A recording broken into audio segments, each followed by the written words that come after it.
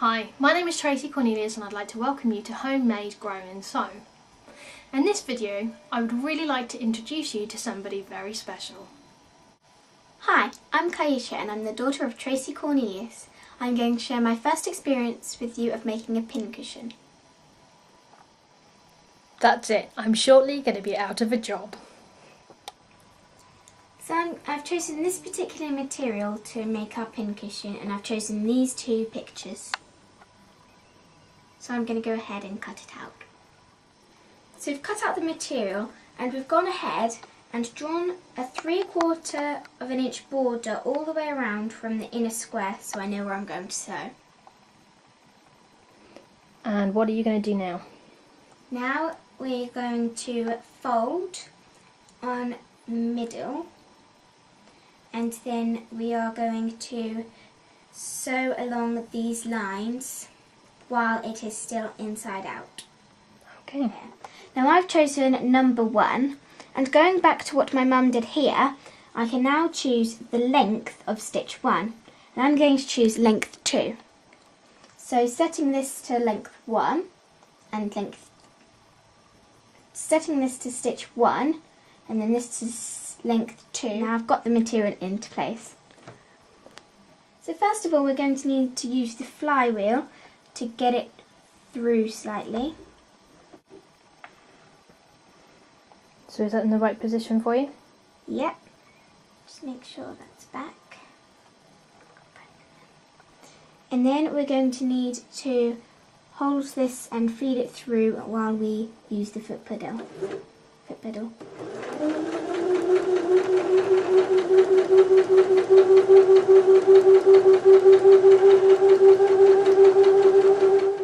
Then we need to press this backwards button. Oh, can you just move your head just a second so I could show everybody the back button? Sorry. Very good. And we need to make sure we press it right down and then pressing the foot pedal. Just be careful. When I did that, my mum had to help me out because I got stuck and I didn't push it down completely, so it went off. So if that does happen, you need to push up the pedal like so, and then move it back onto the position which would be there, and then put it back down so it's in place, making sure you've got it in the right place, and then pushing the foot pedal again. Okay, so you're going to go ahead and finish sewing all the other sides together and then show everybody else what you're going to stuff the pincushion with. Yep. Okay. So we've gone ahead and sewed all 3 edges. Now what we've also done is mited the corners, and you do that by going from one edge to the other and then cutting off the corners. What we've done on the 3rd edge is only sewn halfway, and this is because you then need to turn it inside out. Now you have to be careful not to undo any stitches. This bit is quite fiddly. You need to make sure you pull all of the fabric through the hole. Now what you need to do is make sure you've left a big enough hole to actually pull the fabric through. There I've just turned the cushion inside out so you can see the double picture side. And now we've taken some stuffing out of an old pillow and we're just going to stuff the cushion with this so we can put the pins in. So when you're stuffing it, you need to make sure you've got enough in there so when you put the pins in, they don't go right the way through and scratch something or prick you. So next we're going to